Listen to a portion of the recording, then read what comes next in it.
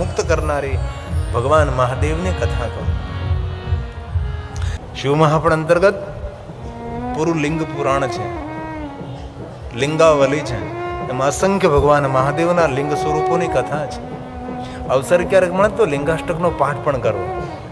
લિંગાષ્ટકનો પાઠ એટલે સર્વ શિવલિંગોની વંદના છે. જે શિવલિંગની પૂજા બ્રહ્માજી કરી, વિષ્ણુ ભગવાને કરી, એ શિવલિંગને હું પ્રણામ કરું છું. જે દેવતાઓએ પૂજા કરી જે શિવલિંગની, એમને હું પ્રણામ કરું છું. દેવદૂતોએ જે શિવલિંગની પૂજા કરી એમને હું પ્રણામ કરું છું. દેવગુરુ બૃહસ્પતિ જે શિવલિંગની પૂજા કરી એ શિવલિંગને પ્રણામ કરું છું. દેવરાજ ઇન્દ્રએ જે શિવલિંગની પૂજા કરી એ શિવલિંગને હું પ્રણામ કરું છું. ઋષિમુનિઓ જે શિવલિંગની પૂજા કરી એ શિવલિંગને હું પ્રણામ કરું છું. લિંગાષ્ટક છે, 8 પંક્તિઓ દ્વારા ગાવામાં આવેલ અષ્ટક છે. મહાદેવના ભક્તોને લિંગાષ્ટક મુખપાઠ હોય છે. અને આવા અલગ અલગ સ્તોત્ર મુખપાઠ કરી અને ભગવાન મહાદેવના સામે ક્યારેક ક્યારેક પાઠ કરવાનો અદ્ભુત મહિમા છે. એની પહેલી પંક્તિ છે બ્રહ્મા મુરારી સુરાચિત લિંગમ નિર્મલવાશિત શોભિત લિંગમ જન્મજદુઃખ વિનાશન લિંગમ તત પ્રણમામિ સદા શિવલિંગમ તત પ્રણમામિ સદા શિવલિંગમ. અવસર મળે તો શિવાલય જઈ ભગવાન મહાદેવના સન્મુખ બેસી લિંગાષ્ટકનો પાઠ કરો. શિવાલય જઈને કોઈ અષ્ટક ન બોલો, કોઈ સ્તવન ન બોલો, કોઈ સ્તુતિ ન કરો. શિવાલય જઈને માણસ કોઈ મૌનથી બેસી જાય એ પણ શિવની સાધના છે. તેથી શિવજીના વ્રતોમાં મૌનનો બહુ જ મહિમા છે. મૌન રહેવું મહાદેવની શ્રેષ્ઠ ઉપાસના છે. મૌન રહેવું. ત્યારે એક અવસર મળે તો શિવજીના સામે બેસીને આ લિંગાષ્ટકનો પાઠ કરો. શિવ સન્નિધો. લિંગાષ્ટકમિદં પુણ્યમ. પુણ્ય આપનારું લિંગાષ્ટક છે. પુણ્ય એટલે આનંદ, સુખ, મનની કામના પૂર્ણ કરનારું લિંગાષ્ટક છે.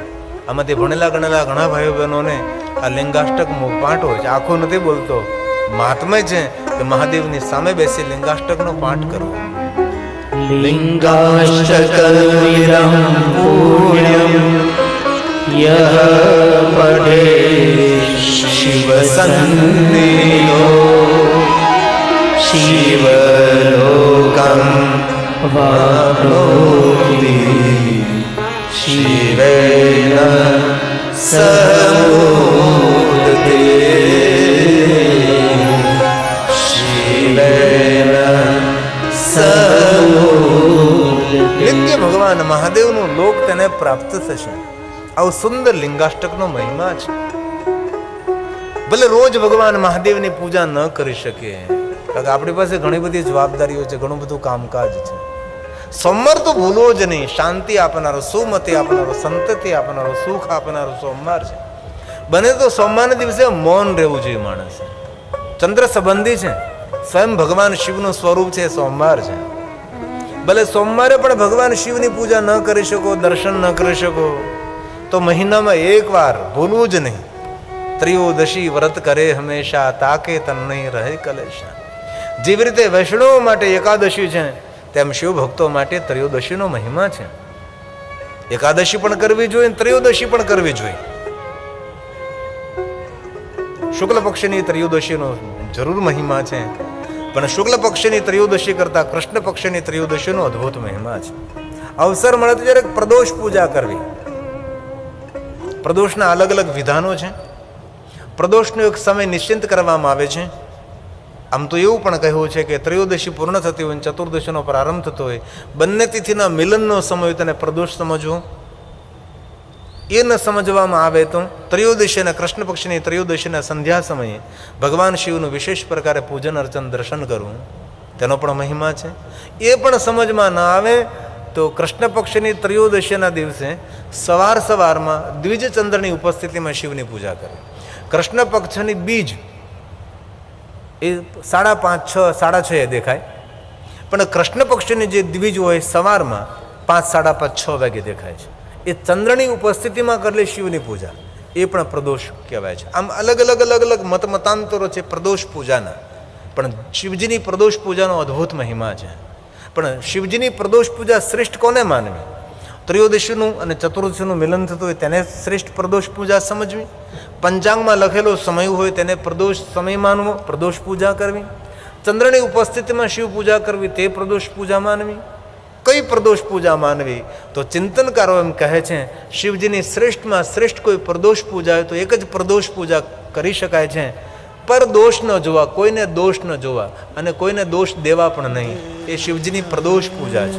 પર દોષ, આપણે હંમેશા બીજાના દોષ જોતા રહે છે, પર બીજાના દોષ જોવા, એ પ્રદોષ જોવાનું બંધ કરી તો શિવજીની એ શ્રેષ્ઠ પ્રદોષ પૂજા છે. મહિનામાં એકવાર ત્રયોદશી વ્રત કરે હંમેશા, તાકે તન નહીં રહે કલેશા. ધૂપ દીપ નૈવેદ્ય ચડાવે, શંકર સન્મુખ પાઠ સુનાવે, તો જન્મ જન્મ કે પાપ ન ચાલે. ભલે મહિને પણ એકવાર શિવની પૂજા, શિવનું દર્શન અર્ચન પૂજન થાય. ક્યારેક અવસર મળે તો ઘરમાં પાર્થેશ્વર મહાદેવ પૂજા ઉત્સવ કરવો. ક્યારે અવસર મળે તો બેલવૃક્ષની નીચે બેસીને પાર્થેશ્વર મહાદેવની પૂજા કરવી. ક્યારેક અવસર મળે તો તુલસીની બાજુમાં બેસીને પાર્થેશ્વર મહાદેવની પૂજા કરવી. ક્યારે 11 બ્રાહ્મણોને આમંત્રિત કરી પાર્થેશ્વર મહાદેવની પૂજા કરવી. દીકરાના લગ્ન હોય, વ્યવિશાળ હોય, એ પહેલાં ભગવાન પાર્થેશ્વર મહાદેવનું પૂજન કરવાનો ખૂબ મહિમા છે. 11 બ્રાહ્મણોને ન બોલાવો તો 9 બ્રાહ્મણને બોલાવો, 7 બ્રાહ્મણને બોલાવો, 5 બ્રાહ્મણને બોલાવો, 3 બ્રાહ્મણને બોલાવો, 2 બ્રાહ્મણને બોલાવો, અથવા 1 બ્રાહ્મણને આમંત્રિત કરી સુંદર પાર્થેશ્વર મહાદેવની પૂજા કરો. ભલે મહિને એકવાર ન થઈ શકે તો કમસે કમ 12 મહિને એકવાર રાજેતી મહારાજેતી મહાશિવરાત્રિ. મહાશિવરાત્રિ માણસે ભૂલવી જ ન જોઈએ. પછી કોઈ પણ સંપ્રદાયમાં હોય, કોઈ પણ વિચારધારામાં હોય, કોઈ પણ આચાર્યની વિચારધારામાં જકડાયેલો પકડાયેલો પૂરાયેલો હોય, પણ એ દરેક વિચારધારાઓને છોડી મહાશિવરાત્રિના દિવસે ભગવાન શિવજીનું પૂજા અર્ચન દર્શન તેનું સ્મરણ કરવું જોઈએ. મહાશિવરાત્રિ વ્રત તો દરેક મનુષ્ય માત્રએ કરવું જોઈએ. મહાશિવરાત્રિનું જે વ્રત કરે છે તેની અંતિમ રાત્રિ એ મંગલમય હોય છે. તેની અંતિમ રાત્રિ તેની દુઃખદ ન હોય. અને કોઈ તો જીવનમાં અંતિમ રાત્રિ હોય કે ન હોય ભાઈ? તો કે બધી રાત્રિ કે આપણી થોડી છે, એક રાત્રિ તો એવી જીવનમાં દરેક માણસના હોય છે કે અંતિમ રાત્રિ હોય. તેથી અંતિમ રાત્રિને મંગલમય બનાવવા માટે મહાશિવરાત્રિ ભૂલવી નહીં. હમણાં મહાશિવરાત્રિ આવશે, સવારમાં ઊભા થઈ જાઓ, મહાશિવરાત્રિનું મૌન ધારણ કરો, જીતેન્દ્રિય રહો, નિરાહાર રહો, અને વિશેષ પ્રકારે ઘરની અંદર પણ પાર્થેશ્વર મહાદેવની સ્થાપના કરો, અથવા આપના ઘરમાં જે શિવલિંગ છે તેને ચલિત શિવલિંગ કહેવાય, વિશેષ પ્રકારે તેની પૂજા કરો. અખંડ દીપ રાખો મહાશિવરાત્રિના દિવસે. આગલી રાતે દીપ પ્રજ્વલિત કરી દેવો. મહાશિવરાત્રિ આખો દિવસ, મહાશિવરાત્રિના આખી રાત્રે અખંડ દીપ રાખવાનો મહિમા છે. ઘરમાં દીપમાલા પ્રજ્વલિત કરવાનો મહિમા છે મહાશિવરાત્રિના દિવસે. અને 100 મહાશિવરાત્રિનું ફળ આપનાર આદ્ર નક્ષત્ર માક્ષર માસ છે, જે દિવસે ભગવાન જ્યોતિ સ્વરૂપે પ્રગટ થયા છે. તેથી ઘરમાં જ્યોતિની ઉપાસના કરે. એક જ્યોતિ પરંપરા છે મહારાષ્ટ્રની અંદર, એ લોકોનો એક નિશ્ચિંત સમય હોય છે. જ્યોતિ પ્રગટ કરીને જ્યોતિની સામે દ્રષ્ટિ કરે છે અને પોતાના મનને એકાગ્ર કરવાનો પ્રયાસ કરે છે. એક જ્યોતિ પરંપરા પણ ભારત દેશની અંદર છે. પણ માક્ષર માસ આદ્ર નક્ષત્ર 100 મહાશિવરાત્રિ સમાન એ પુણ્ય આપનાર છે. તેથી શિવાલયમાં પણ દીપમાલા પ્રજ્વલિત કરવી, ઘરની અંદર પણ દીપમાલા પ્રજ્વલિત કરવી. થઈ શકે તો શુદ્ધ ગાય માતાનું ઘીની દીપમાલા પ્રગટ કરવી. એ ન થઈ શકે તો તલના તેલની દીપમાલા પ્રગટ કરવી. એ ન થઈ શકે તો સરસવના તેલની દીપમાલા પ્રજ્વલિત કરવી. આવી રીતે દીપનો મહિમા પણ છે. તેથી બધા જ વ્રતો આપણે ન કરી શકીએ. શિવજીના જેટલા વ્રતો છે બધા જ વ્રતો આપણાથી ન થાય, પણ મહાશિવરાત્રિનું જે વ્રત કરે છે એને દુનિયાના દરેક વ્રતો કરવાનું ફળ પ્રાપ્ત થાય છે. તેથી હૃદયની એક પ્રાર્થના છે કે મહાશિવરાત્રિ ભૂલવી નહીં. વિશેષ પ્રકારે ભલે તમે ભૂખ્યા ન રહી શકો તો ફળ ખાઓ, અને ફળ આહાર કરે સંતોષ ન થાય તો પછી ફરાળ કરો. પહેલા તો કહ્યું ભાઈ નિરાહાર રહેવું પૂરેપૂરું. ઘણા લોકો નિર્જલા કરે, પણ એ શરીરને કષ્ટ આપવાની જરૂર નથી. ફલ ખાઈને કરી શકો તો. ફલ કાચે જઠરાગ્નિ શાંત ન થાય તો ફરાળ કરો. ફરાળી ભાખરી, ફરાળી સબ્જી, ફરાળી દાળ ભાત, બધું ફરાળી. ફરાળી કચોરી, ફરાળી પાણીપુરી, જો તો કરાવ. આને કે ઉપવાસ કહેવાય કે ભોજનનો વાસ કહેવાય?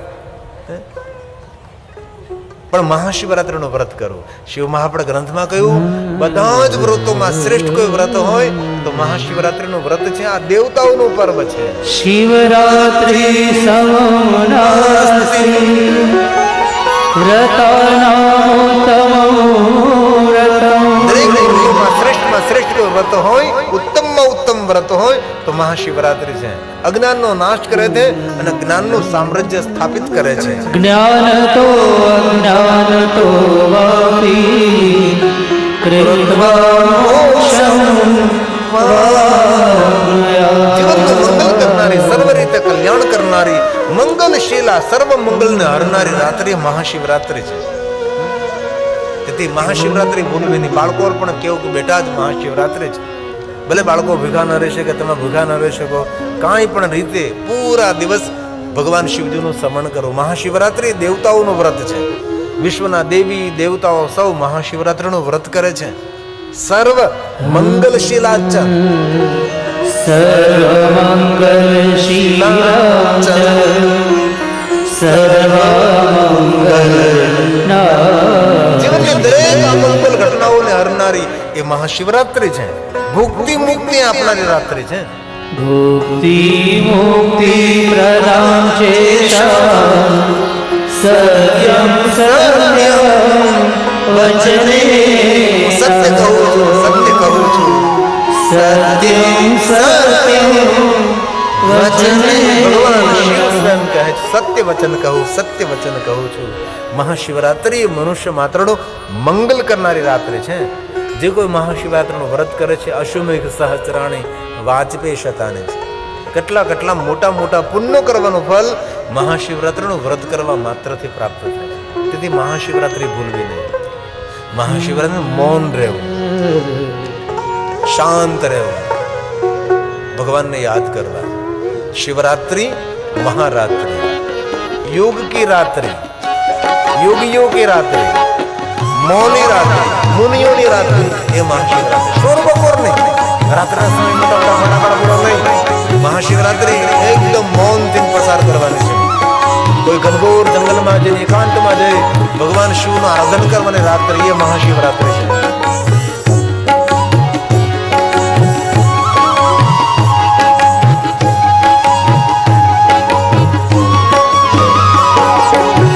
शिवरात्रि महारात्रि योग की है रात्रि.